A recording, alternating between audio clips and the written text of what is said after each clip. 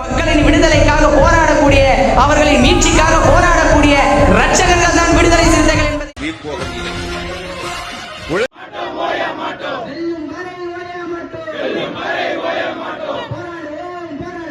Caste cannot be abolished by intercaste marriage or intercaste dinner because caste is a state of mind ன்னு சொல்றாங்க. நாளைக்கே நம்முடைய குடிசைகள் இழுக்கப்பட்டால், நாளைக்கே நம்முடைய தாய்மார்கள் அடிக்கப்பட்டால், நாளைக்கே நம்முடைய உரிமைகள் பறிக்கப்பட்டால், அந்த இடத்திலே வந்து முதல் குரலாய் ஒலிக்கக்கூடிய ஒரே குரல் விடுதலை சிறுத்தைகளும் எழுச்சி தமிழர் திருமாவளவன்.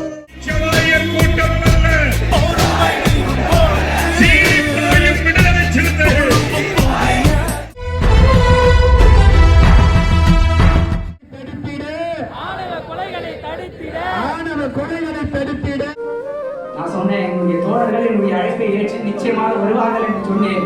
அப்படி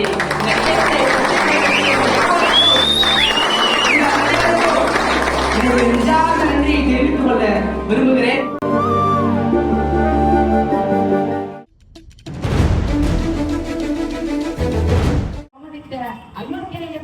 நீங்கள் பிழைப்பாமல் விட்டு ஒரு பாலியல் குற்றவாளி, ஒரு சமூக விரோதி, ஒரு நட்டுப்பிழைக்கிற நாகாரி.